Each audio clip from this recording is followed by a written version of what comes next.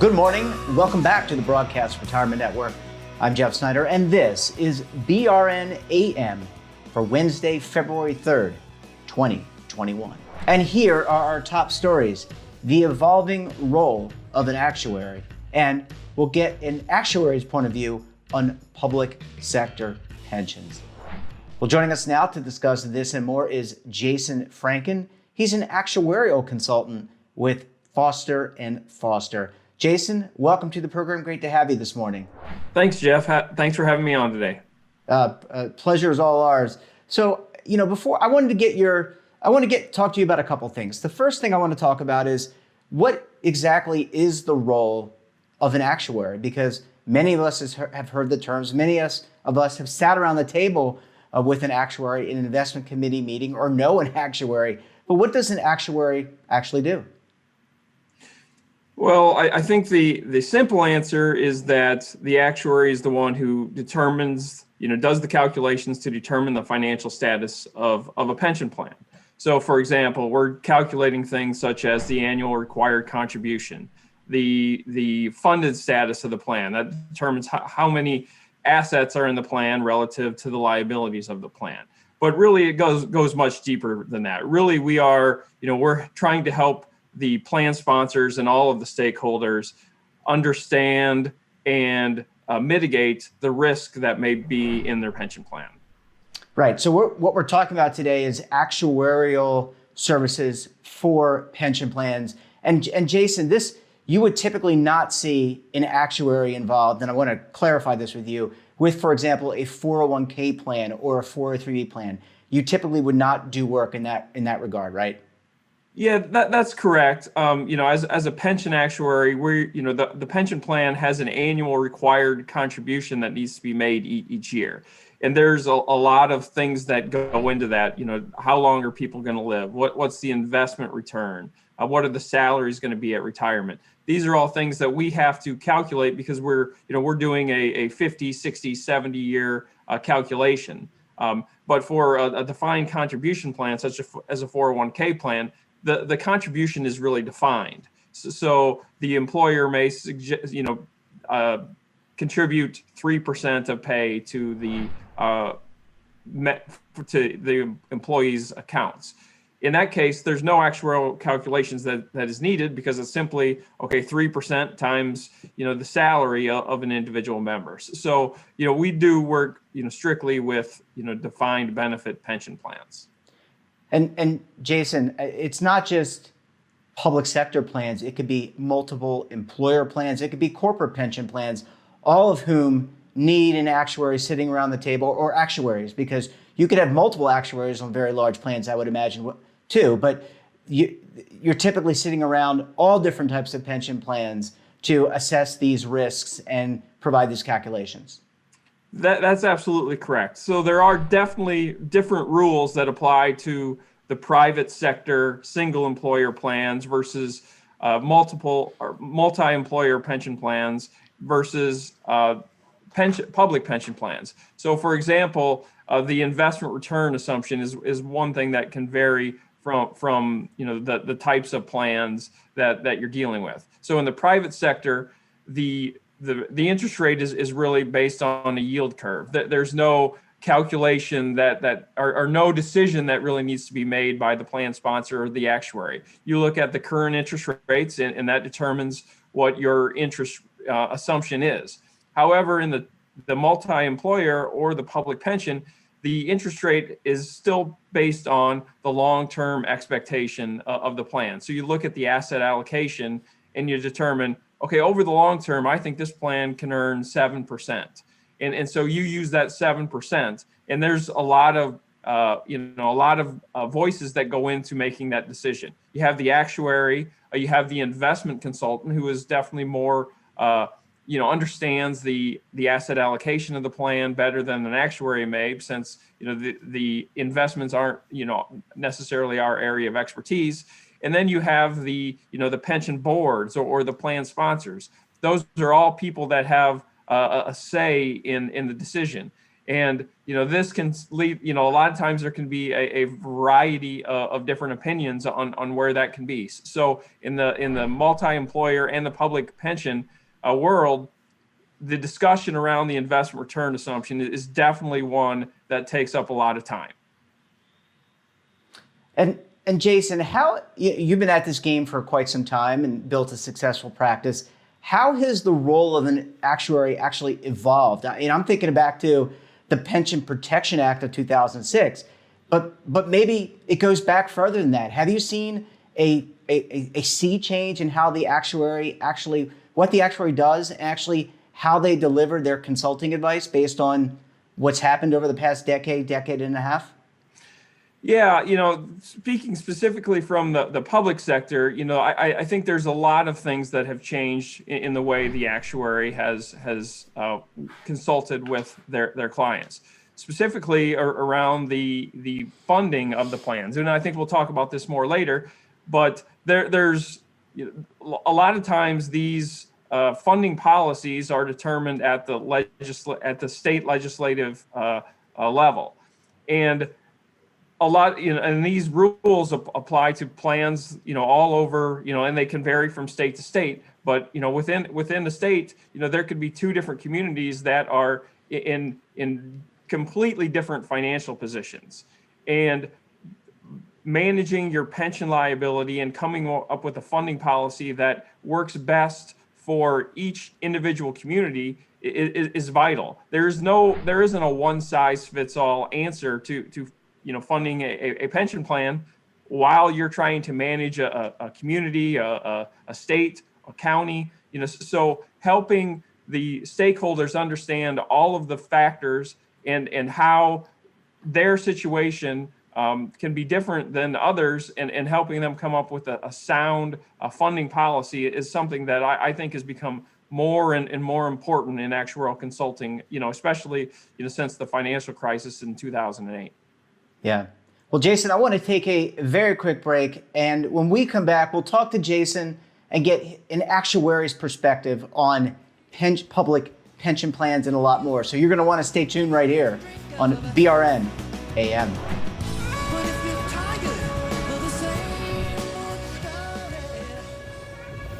Imagine a new television network that will make you richer, healthier, and in control of your financial future.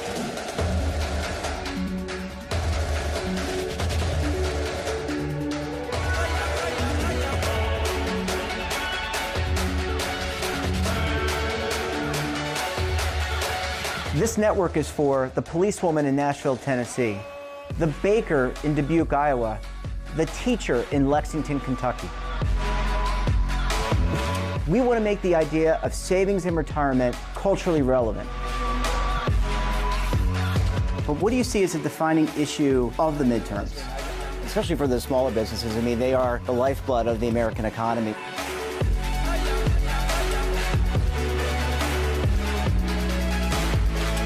Featuring exclusive interviews, current affairs, and docuseries.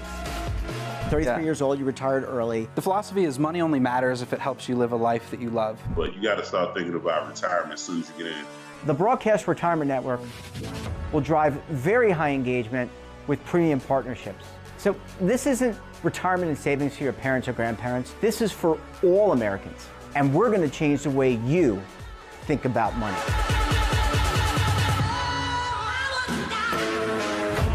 Welcome to the next frontier of retirement and savings. This is BRN, the Broadcast Retirement Network. Hi folks, Joe Namath here, and if you're on Medicare, this is important. You're now entitled to eliminate co-pays and get dental care, dentures, eyeglasses, prescription coverage, in-home aids, unlimited transportation, and home-delivered meals, all at no additional cost. Plus, your zip code may have coverage with a give-back benefit that adds money back to your Social Security check every month. Look, with the uncertainty of the virus and vaccines, you need to get everything you're entitled to. Here's the bottom line. Call to get significant benefits at no additional cost and see if your zip code has coverage with the Give Back benefit. Millions of people have trusted the Medicare Coverage Helpline. You can too. Call now. It's free. Call 1-800-924-3920. That's 1-800-924-3920. Welcome back. We're talking to Jason Franken of Foster & Foster. Jason, thanks so much for staying with us this morning. I appreciate it. Yeah, well, we certainly appreciate you making time. Let's talk about, I want to get the actuary's perspective on public sector pensions and not just state pensions. You work at with all different levels of government.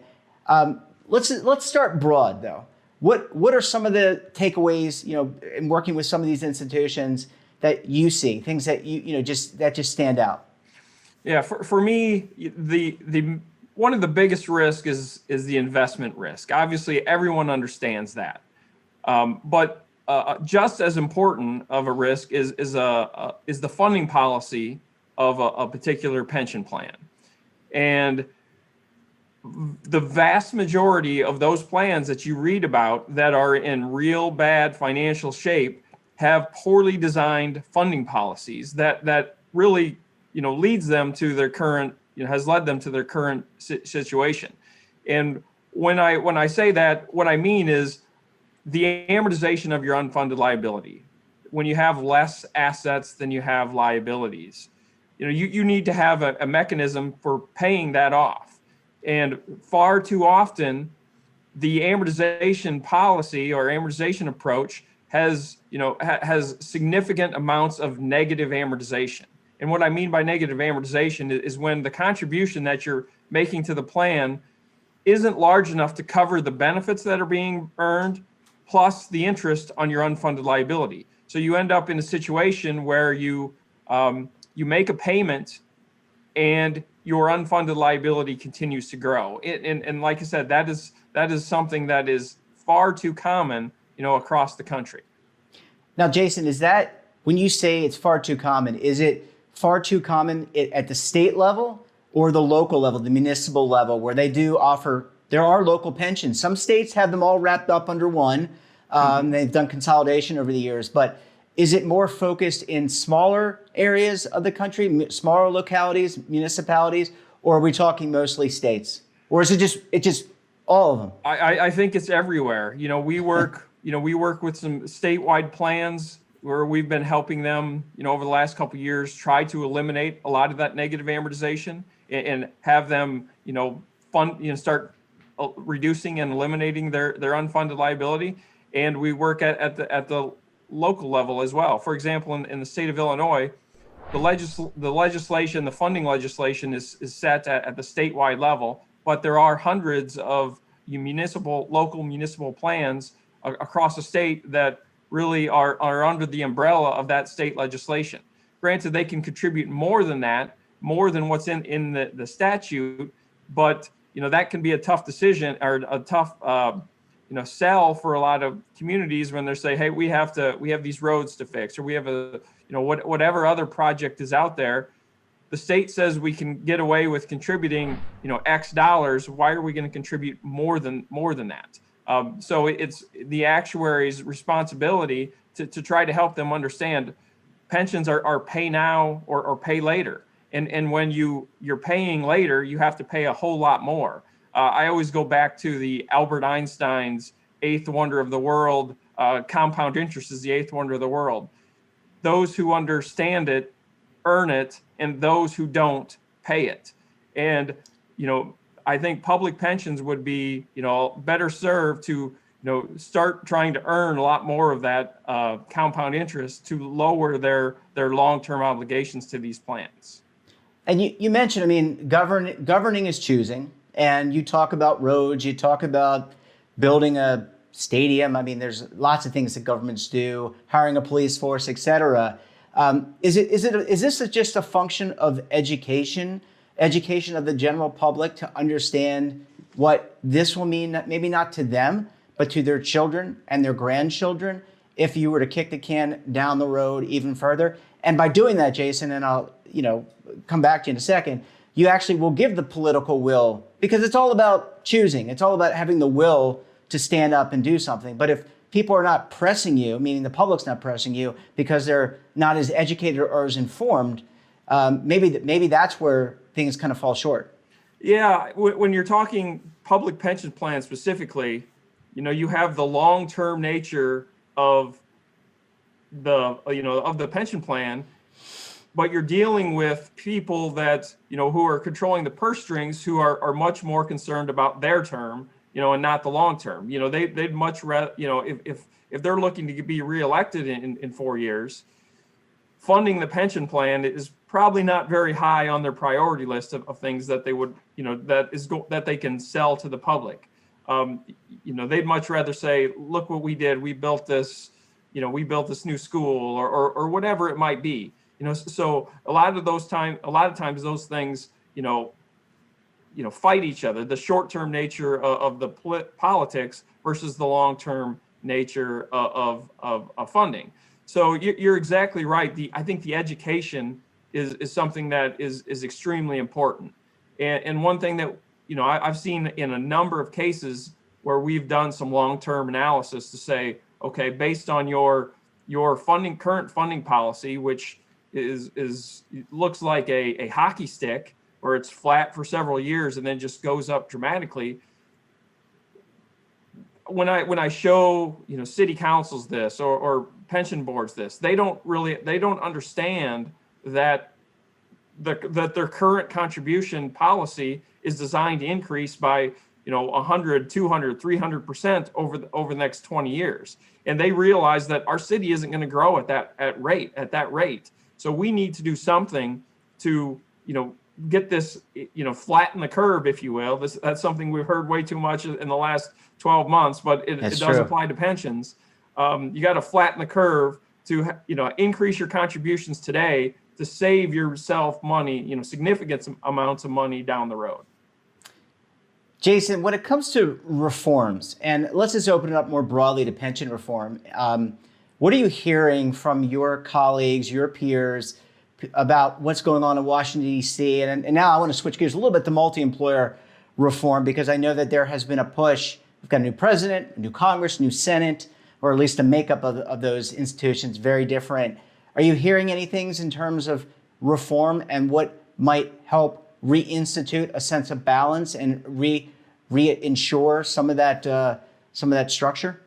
Yeah, so there has been rumblings over the last couple years in Washington, D.C. about the Taft-Hartley pension funds, or those are the multi-employer funds where there are a number of different employers contributing to the same pension plan.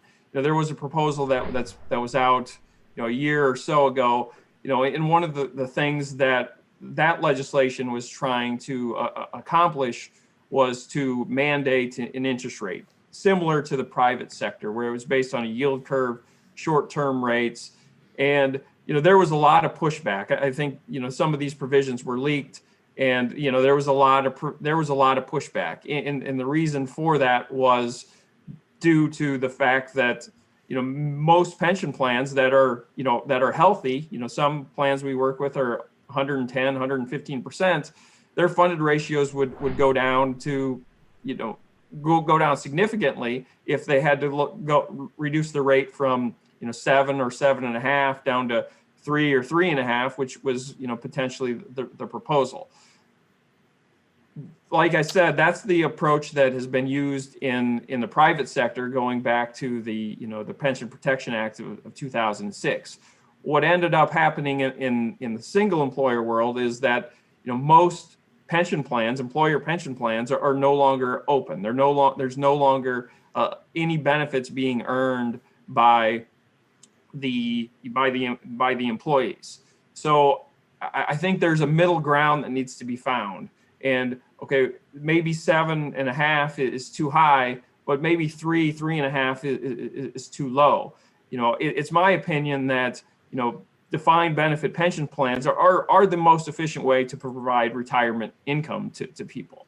So in order to not push these plans out of existence, we do need to find some some happy medium where the funds are, where the pension plans are set up to fund in a way that is going to ensure that all the members receive their benefits and the liability is managed. But we don't want to go too far the other way and force these plans to close and move to a defined contribution plan, because there are far too many people in this country that have a defined contribution plan that are not adequately prepared to retire. So, I'm an advocate for pension plans, but I do think there could be some reform that could be made that would help ensure their long-term sustainability. But like I said, I don't want to, push these into extinction either. Absolutely, because you still want to attract workers for the police, firefighter, emergency personnel, and others who run government. Well, Jason, we're going to have to leave it there. Fascinating discussion. Really appreciate having you on to talk about this and so many issues as it relates to actuaries. And we look forward to having you back on the program again very soon. Great. Thanks a lot, Jeff. And that wraps up this episode of BRN AM. Have a topic of interest, someone you think we should talk to? Then drop us a line. And don't forget, for all the information in retirement markets, technology, personal finance, so much more, all in, that's right, one place. Check out today's edition of The Morning Pulse. So until tomorrow, I'm Jeff Snyder. Stay safe, keep on saving, and don't forget, roll with the changes.